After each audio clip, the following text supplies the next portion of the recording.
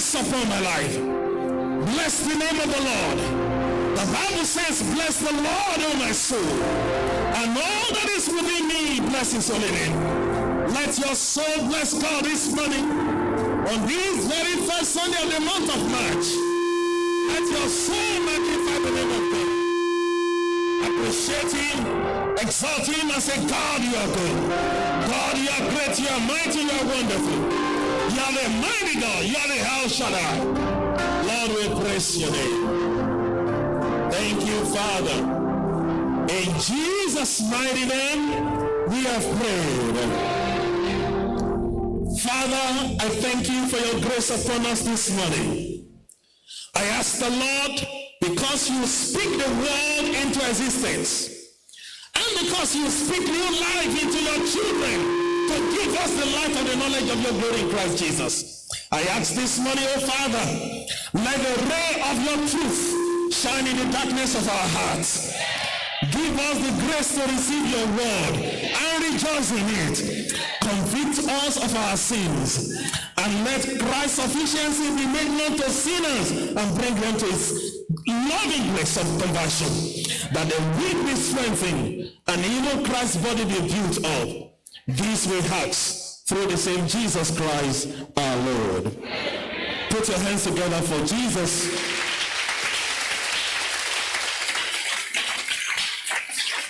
Hallelujah.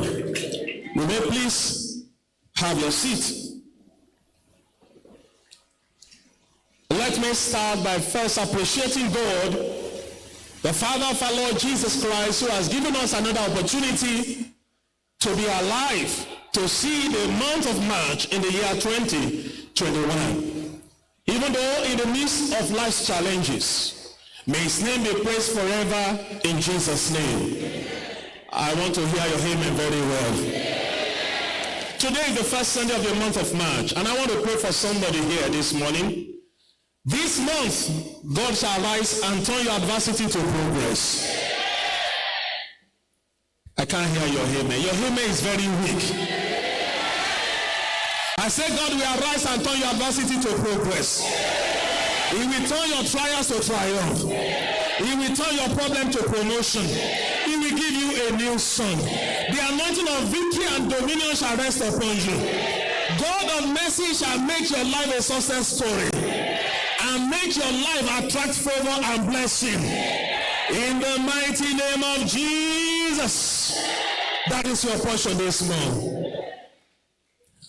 I want to thank the diocesan, my father, my mentor, my leader, my prophet, who gave me this rare opportunity to minister here today. Baba has been a great mentor and leader to very many of us. His kind is very rare. I pray that the anointing of God upon him will not run dry in the name of Jesus Christ. I also want to thank the vicar of the church, very good, the Komo, for the love you have shown to us, for the friendliness, for the uncommon human in you.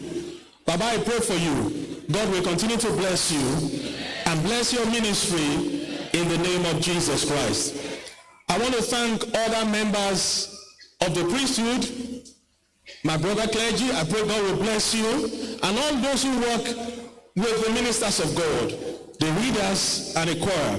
I pray God will continue to bless you mightily in the name of Jesus. I want to thank our mothers in Israel for taking care of our daddies. The Lord will continue to strengthen you, and his grace upon you will continue to increase on a daily basis in the name of Jesus Christ. Today we are looking at the topic, who is Jesus Christ to you? Who is Jesus Christ to you? I know we have the Lenten program with us. If you turn to page 16, don't look at it yet because I'm not going into it now. I want us to turn our Bible to Luke chapter 9. Luke chapter 9. I want us to read from verse 18 to 20. And it came to pass, as he was alone praying, his disciples were with him, And he asked them, saying, whom says the people that I am? They answering said, John the Baptist, but some said Elias, and others say, the one of the old prophet is risen again. He said unto them, but whom say ye that I am? Peter answering said, the Christ of God. Hallelujah. The Gospel of Luke presents Jesus Christ as the promised Savior of Israel and the Savior of the whole human race. Because the writer of the Gospel, Luke, was trying to bridge the gap between both the Jewish Christians and the Gentile Christians. And so he wrote the Gospel in that perspective to let both the Jew and the Gentile know that Jesus Christ is not only the Savior of the Jewish race, but also of human race. Going to chapter 9 to chapter 19, we find in that gospel other materials that were not in other gospels. Even though this one we read, we can find them in Matthew and also in the book of Luke. Now, this is a great question posed to them. It is not just an important question, but I want to say it is the most important question that Jesus himself could ask anyone. And that question on his and our eternal life. Whatever the answer you might give, and your eternal life. Because this Jesus we are talking about is fully man. And that's why he was made a substitute for man. He was born of a virgin. And that's why he was free from Adam's fallen nature. We read today about the fall of Adam. So he was free because he was born of a virgin. And also the Bible says that he's God. Is God, that's why he's able to bear the wrath. In this song that we just sang before the sermon, he bore the wrath of man because he was God. And to be able to mediate between God and man. And also that's why he was able to die, to satisfy the wrath of God. And also, because he's God, he rose from the dead to indicate not only his deity, but his perfection and ability to save humankind. But most importantly, let me ask you, who is this Jesus to you? Who is he to you? I know it's a huge question. I know as we are seated, a lot of us, a lot of answers will be running through our minds. We'll be saying a lot of things. Is this to me? Is that to me? This is also in the mind of Luke and also in the mind of other writers of the gospel. And that's why John, in the book of John chapter 30 verse John chapter 20 verses 30 and 31. Hear what the Bible says. Bible says Jesus did many other miracle signs in the presence of his disciples, which are not recorded in this book. But these are written that you may believe that Jesus is the Christ, the Son of God, and by believing you may have life in his name. You can see now that even John, what he presented, he started from the theological point of view apart from historical point of view, because other writers started their gospel from a historical point of view, but he started from theological point of view. That's why I said in the beginning was the word. What was he trying to do? He was also trying to present Jesus Christ as the Savior of mankind to the entire world. So let's go back to the question that Jesus posed to the disciples. It's a big question. He asks, whom says the people that I am? In other words, Jesus is trying to ask the public opinion about him, the public consensus about him. Let me let you know that for every human being, there is a public opinion of us. As a priest, there is a public opinion of us. We may not even know, but they have a public opinion. There is a public opinion. Even though the opinion may not be true of us, but each of them has an opinion. And verse 19 says, they answering said, John the Baptist, but some says Elias, and others says, the one of the old prophet is risen. Why this opinion about Jesus Christ from the people? Now, if you read from verse 7, you will understand the reason why the people thought it was John the Baptist, particularly Herod the Tetrarch. The Bible says when he heard of what Jesus was doing, he was afraid. He said John is risen from the dead, because earlier before that time he had beheaded the head of John, killed John, because John told him the truth. And so, he was afraid. And that's why the disciple answered and said, they thought you are John the Baptist. And other also says, you are Elias. Why? Because Jesus performed miracle. And don't forget that Elijah also performed miracle in his own time. So they thought another Elijah had come. Well, now, the prophet of old, they also did signs and miracles, raising the dead. And Jesus Christ at that time, if you compare it with that Gospel of John, he had already risen Lazarus from the dead. Raising Lazarus from the dead means that he must be one of the old prophets that have risen again. But Jesus said, good, you now know what people think about me. But what of you? You are my disciple. After all, you are the one closest to me. What do you think of me? What is your opinion? And you know Peter for who he was. He quickly answered and said, you are the Christ of God. And Jesus quickly said, close your mouth. Don't say it aloud. Don't let people know who I am. Praise the Lord. I want us to know something. The society has determined who Jesus is.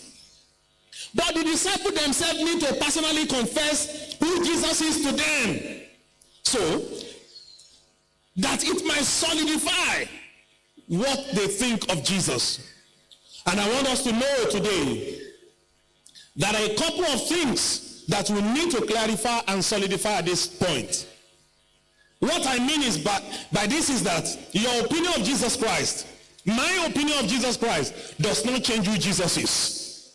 Whatever we think of Jesus does not change who Jesus is. Hallelujah. Hallelujah.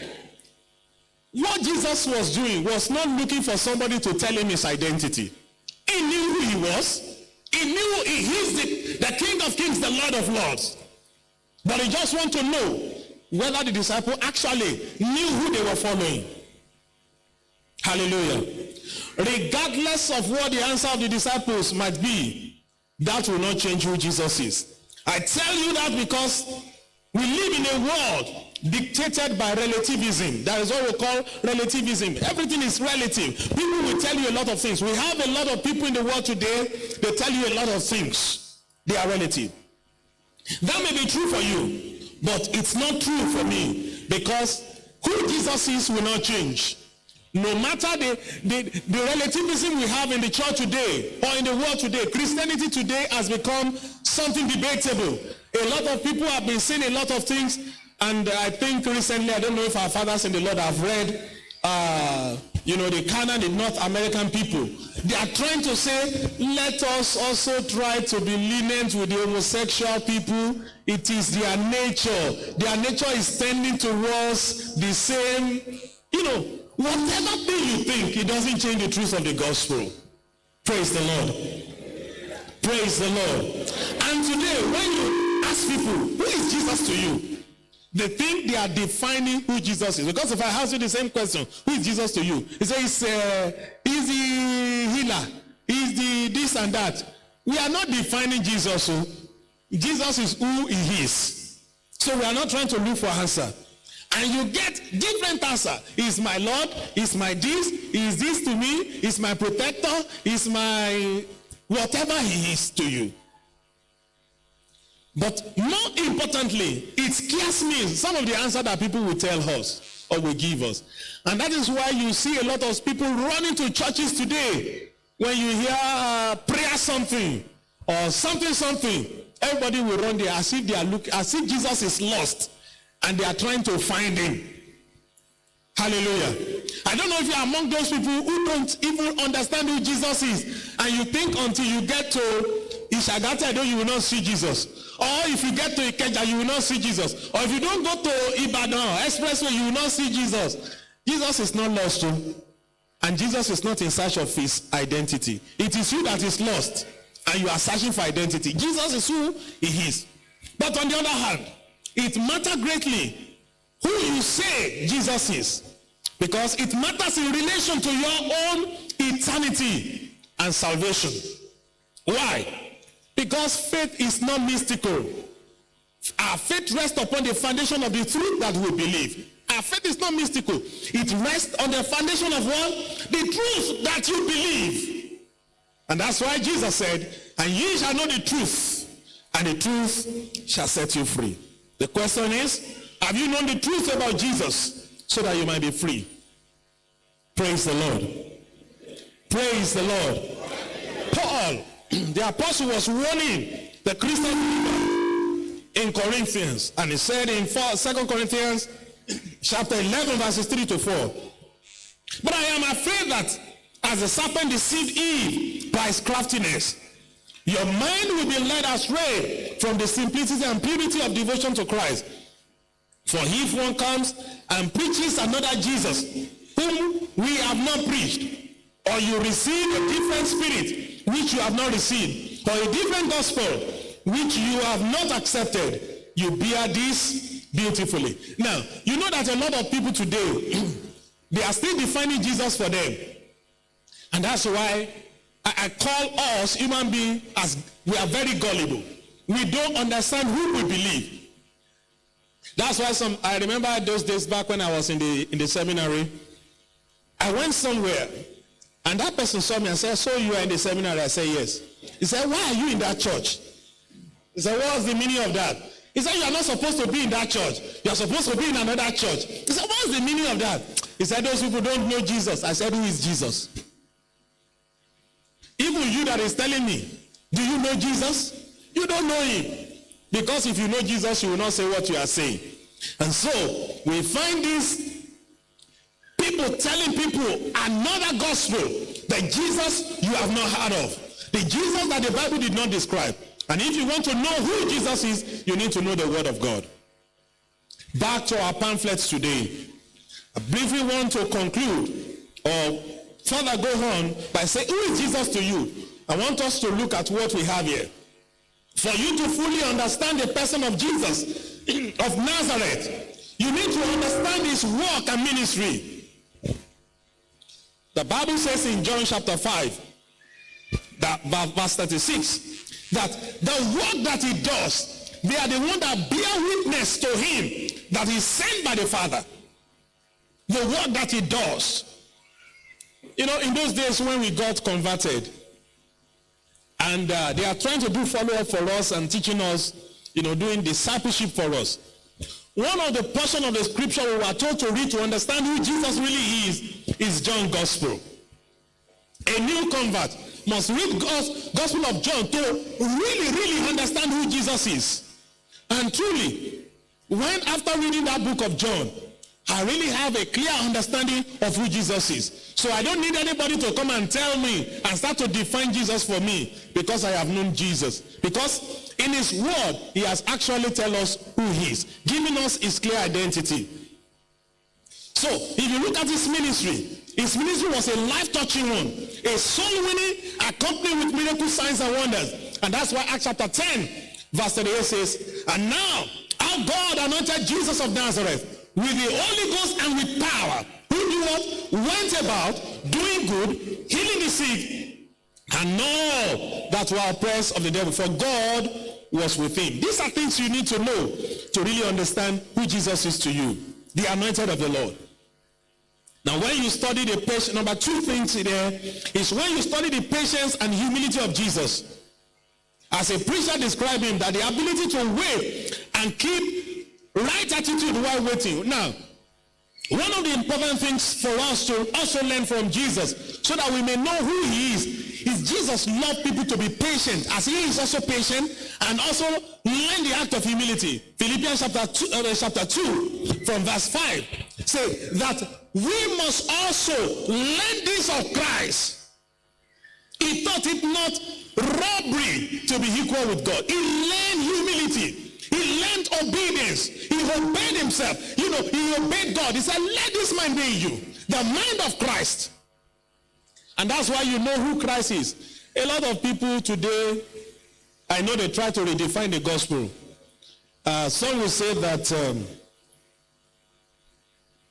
if you have holiness, you must be stubborn with it. Which kind of gospel is that? That you must be stubborn with holiness. Is stubbornness part of the fruit of the Spirit? Is disobedience part of the fruit of the Spirit? Is that the same mind of Christ? If Christ was to be stubborn, he would not have died for us. When they came to arrest Jesus, don't forget that story. Jesus said, who are you looking for? And the Bible says they fell down.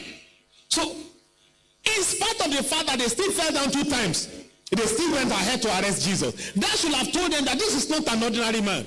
He said, because I surrendered myself. That's why you're able to. On a good day, you can't touch me.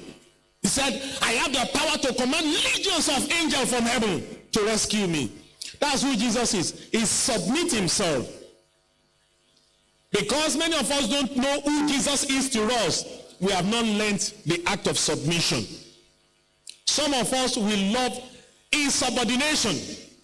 Subordinate, going through insubordination to their superiors because they want to prove a point. Somebody said, I want to prove a point to him. A child of God proving it. Which point are you proving? That I'm better? That I'm more learned than him? If you are more learned than him, you don't have more experience as he does. So what point are you proving? You are proving the point of your stupidity as a child of God. Because there is no way God will hear such a person. If you know who Jesus is to you, you will follow in the step of Jesus. Number 3 talks about his leadership and his guidance. Now, you see that his disciples were beginning to follow his leadership style. Now, for us in this diocese, we have a leader, and we have to follow his footsteps. Yesterday, jokingly somewhere, we were talking about the church, and somebody said, we were talking about the Catholic Church, and somebody said, we are Protestant, and we are still protesting. And the other person said, that's why a lot of people protest against their bishop, that we are still protesting. I said, they will protest until they protest to hell. Because if Jesus had protested, none of us will be here. We will have all been perished. Maybe we will have been in our village shrine now, not wearing any clothes. But see what Jesus has done for us. He came down. He submitted himself to the leadership of God, and he beautified our life. I pray that your life will remain beautiful in Jesus' name. Amen. So when you know him, you will follow his leadership and his guidance. Number 4, this address is him as master or Lord. The question is, if truly you know who Jesus is he your Lord? Somebody was saying, a lot of people, they know Jesus as Savior, but he's not Lord of their life. Because when you call somebody my Lord, it means he's your boss. It means he's the one controlling and directing your life. You see, many of us, when we call the bishop my Lord Bishop, we don't know the implication of what we are saying. We are saying, fully saying, Bishop, whatever you tell me is what I will do. Wherever you ask me to go is where I will go. Wherever you are leading me, I will continue to follow you like Mumu. I won't ask any question. But what do we do today? Even when God is leading us, God, there is no road in that place you are going. We have not seen him as master and Lord. Who is he to you? Is he master, is he Lord, or is he only Savior? You believe he has saved you, but he's not the Lord of your life. Until you see him as Lord of your life. You know, they address him as master. Some address him as Lord. Others address him as Rabbi. Rabbi means teacher. When you have a teacher, it means you don't know anything. I'm a teacher.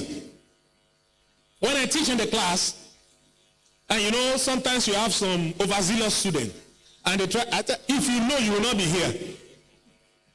Because I am your teacher, you listen to me. Don't be overzealous. Some of us, we are overzealous. We believe we know more than the venerable. When it's like, no, venerable, sit down.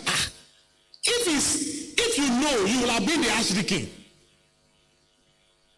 So we must understand that fact, that since he is the Lord of our life, we must follow his leading.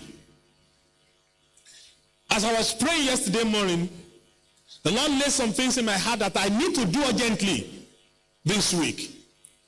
Initially, I wanted to say, Lord, but I remembered that each time I say, Lord, God will tell me, if you are wise, go on your own. And immediately I said, okay, Lord, when I get back home, I will do it.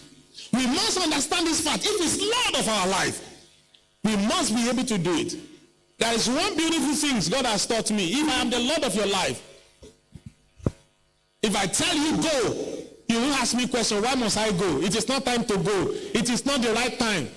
You will go. By the time you get there, you will know the reason why he's asking you to go. By the time you stay back, I wanted to call the bishop. In fact, my wife insisted that call the bishop or send him a text message. I said, no, I will wait till next week. And so I did not call. When it was evening, I saw the bishop's call. The first thing that I said, Baba, I am sorry, because my wife asked me to call you in the morning. I didn't even know what he wanted to say. Because I did not follow through. So when God is your Lord, you must obey him. And for as many that are here today and we have professed Jesus as Lord and Savior, and we have not followed his Lordship, we need to come back to Jesus and repent and say, Lord, I am sorry. This is a time of a penitential period, a time of length. You know, in those days, we don't dance during Lenten season. We don't beat drums. But now we beat drums. I'm not saying it's bad. Even in the seminary, we do it because time is changing. And we are also trying to change with time. But one thing is that we must not lose the sense of that season. It's a time for us to really think, who is Jesus to me? Is he actually Lord and Savior of my life? Am I actually following his leading? And if you are not, it is time for you to really turn back to him. In conclusion, how you see Jesus is a matter of your relationship with him. And how do you get a relationship with God? It is true that you are in the church, but it doesn't mean you have a relationship with him. You might be in the church, you might be confirmed, you might be baptized and confirmed, you might become whatever. I thank God that last week the vestry meeting was held, and I can see here the names of those who were elected and those who have already been appointed before that time. All of us, we are going to work together. Now, when we take up such a thing, we must understand that we need to know him better. It is not just a matter of saying, I am this thing in the PCC. I am this in the church. You might be that in the church and Jesus does not even know who you are because you don't even know him. And that's why I said in John chapter 11, chapter 10, he said, I know my sheep. And my sheep does what? When I speak, they do what? They hear my voice. Because when somebody is calling you and is using a private number, and it's somebody you are familiar with his voice, and he speaks, the next you mention his name. Because you are familiar with him. There is a relationship.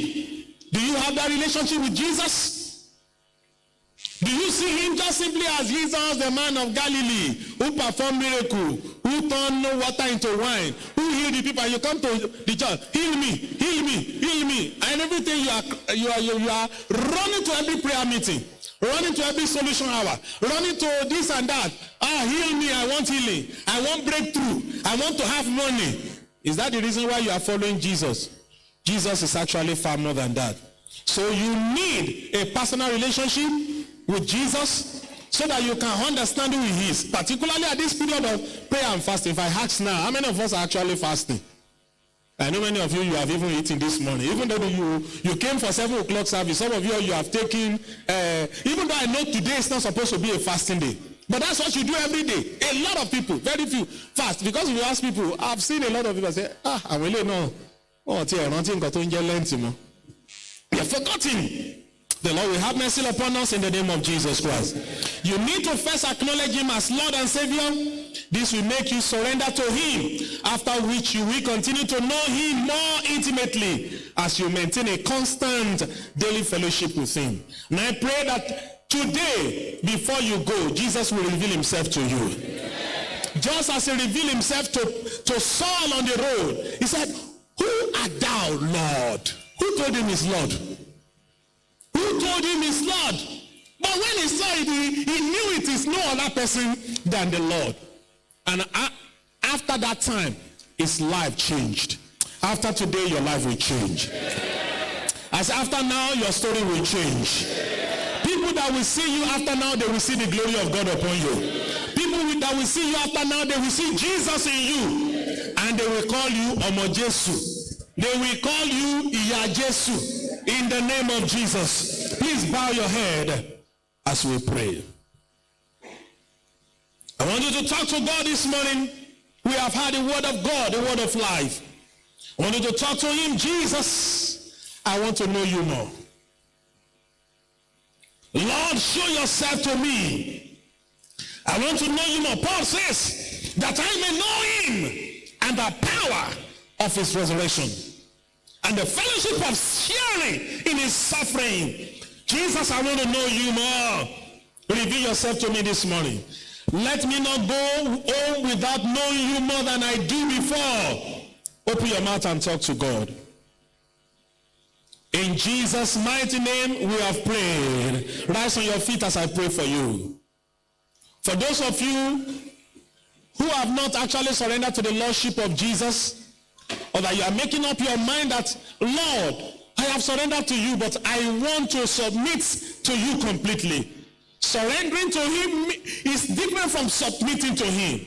I want you to lay your hands on your chest as I pray for you. Father, I want to thank you for these your children. Thank you for the word you have spoken to them through us. We ask that, Father, you will reveal yourself to them. That, Lord, truly they will surrender their heart to you and submit to you. That, Lord, they will bow to your Lordship in their life. In the name of Jesus Christ. That from today, Lord, you will rule over their lives and rule over the affairs of their life. In the name of Jesus Christ. I pray for you that as from today, the mighty hand of the Lord Jesus will rest upon you. I can hear your amen. The power of the Most High will overshadow you. The glory of God, the Shekinah glory of God will rest upon you. From today, you become a terror to the kingdom of darkness. From today, you become a terror to the kingdom of darkness. And the joy of heaven is in your heart. And you will continue to walk in the peace of God. And the blessing and glory of God is around you. Thank you, Father, because I know you have answered our prayers. We pray with thanksgiving and faith in Jesus' mighty name.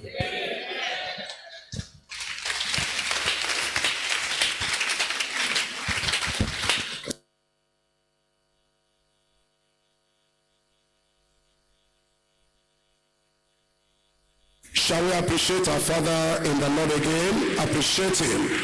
Let me, please, let me introduce him. Our